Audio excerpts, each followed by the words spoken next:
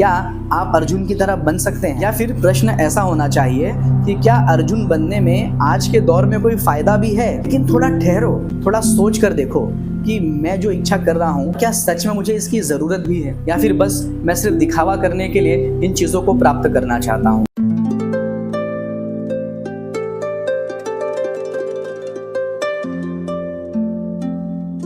हरे Krishna, Bhagavad Gita series में आपका स्वागत है।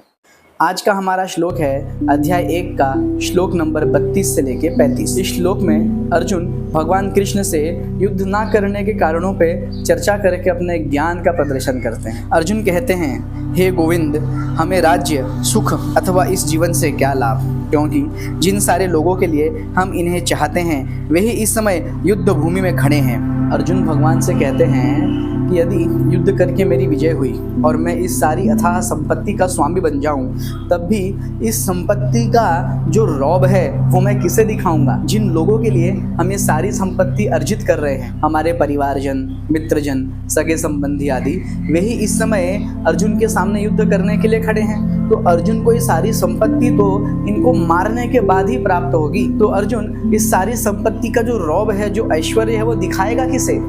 यहाँ पर यह समझना आवश्यक है कि अर्जुन लालच की बात नहीं कर रहा कि मैं सारी संपत्ति का रौब किसे दिखाऊं, अपितु वह युद्ध करने से बचना चाहता है, इसलिए वह नाना प्रकार के कारण भगवान के सामने प्रस्तुत कर रहा है। आगे अर्जुन कहता है, हे मधुसूदन, जब गुरुजन, पितृगण, पुत्रगण, पितामह, मामा, ससुर, पौत्रगण, साले तथा अन्य सारे संबंधी अपने अपने धन एवं प्राण देने के लिए तत्पर हैं और मेरे समक्ष खड़े हैं, तो फिर मैं इन सबको क्यों मारना चाहूँगा, भले ही वह मुझे क्यों ना मार डालें। यहाँ पर अर्जुन अब पांडित्यपूर्ण बातें कर रहा है। पांडित्यपूर्ण यानी पंडितों के जैसी बातें कर रहा है, ज्ञान की, दया की बात कर रहा है। वह कह रहा है कि जब मेरे सारे सगे संबंधी, मित्र, पौत्र, पुत्र, साले, ससुर, पितामह, ये सब लोग अपना तन मन धन देकर मेरे प्राण लेने के लिए उद्यत हो रहे हैं, तो फिर मेरे इस जीवन का फायदा ही क्या?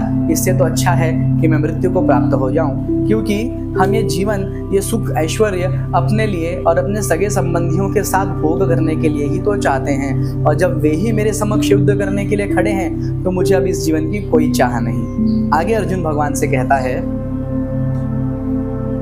हे जीवों के पालक, मैं इन सबों से लड़ने को तैयार नहीं, भले ही बदले में मुझे तीनों लोकों के राज्य क्यों ना मिलते हों। इस पृथ्वी की तो बात ही छोड़ दें, भला धृतराष्ट्र के पुत्रों को मारकर हमें कौन सी प्रसन्नता मिलेगी। अब यहाँ पे आप अर्जुन का एक ज़्यादा भावुक और ज़्यादा गंभीर रूप देख पा रहे हैं। वे अपने भाइयों और सगे संबंधियों की हत्या के पाप से सने हुए इस राज्य को भोगना नहीं चाहता।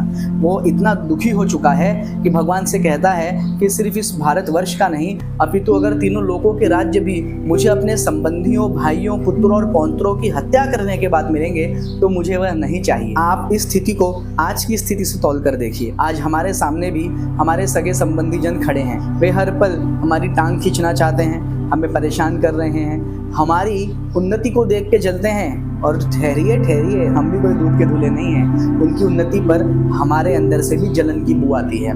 लेकिन क्या आप अर्जुन की तरह बन सकते हैं? या फिर प्रश्न ऐसा होना चाहिए कि क्या अर्जुन बनने में आज के दौर में कोई फायदा भी है? जिसे देखो, वह भोग ऐश्वर्य के पीछे पड़ा हुआ है।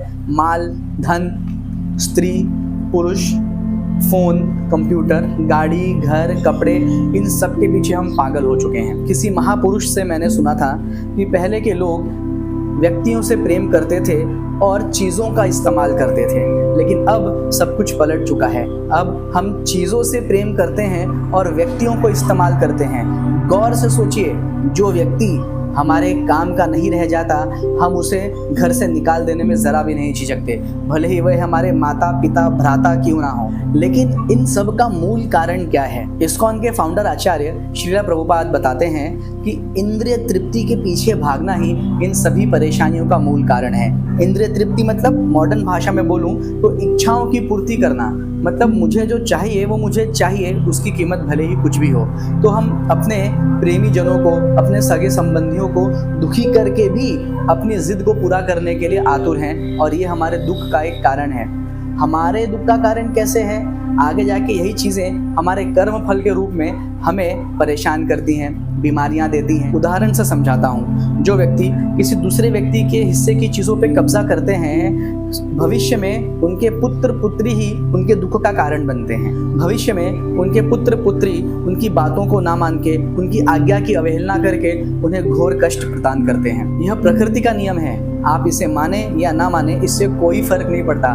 ठीक वैसे ही जैसे आप गाड़ी चला रहे हैं और लाल सिग्नल होने पे भी यदि आपने सिग्नल क्रॉस कर दिया और पुलिस वाले ने आपको पकड़ लिया, अब आप पुलिस वाले से लाख कहें मैं नहीं मानता लाल सिग्नल को, मैं तो जाऊंगा, लेकिन होगा क्या? पेनल्टी तो आपको भरनी ही पड़ेगी। मैं ये नहीं कह रहा कि अपनी इंद्रियों को तृप्त करना बंद करो, अपनी इच्छाओं को पूरा करना बंद करो, लेकिन थोड़ा ठहरो, थोड़ा तौलो, थोड़ा सोच कर देखो कि मैं जो इच्छा कर रहा हूँ क्या वह सही है, क्या इससे अन्य लोगों को कष्ट पहुंचेगा, और क्या सच में मुझे इसकी ज़रूरत भी है, या फिर बस मैं सिर्फ दिखावा करने के लिए इन चीज़ों को प्राप्त करना चाहता हूँ। अर्जुन भी इस वक्त यही सोच रहा है कि क्या मुझे इस धन ऐश्वर्य की ज़रूरत है, क्या मुझे इसकी आवश्यकता है? मैं तो भिक्षा मांग के भी जीवित रह सकता हूँ, और यदि मेरे सगे संबंधी इस समय मुझसे युद्ध करने के लिए उद्यत हो रहे हैं तो इस जीवन का ही क्या फ़ायदा। भगवद गीता हर युग हर दौर में रेलेवेंट है, बस इसकी शिक्षाओं को आपको प्रैक्टिकल वे में सोचने की ज़रूरत है। बाजार में कई भगवद गीताएं उपलब्ध हैं जिनको पढ़ के मेरे हिसाब से तो आपकी बुद्धि भरमा जाएगी, लेकिन एक ऐसी भगवद गीता है जिसके तात्पर्य को गुरु परंपरा द्वारा जैसा का तैसा रखा गया है। यानी भगवान कृष्ण ने जिस कॉन्टेक्स्ट में भगवद गीता कही थी, जिस भूमिका में भगवद गीता अर्जुन को सुनाई थी,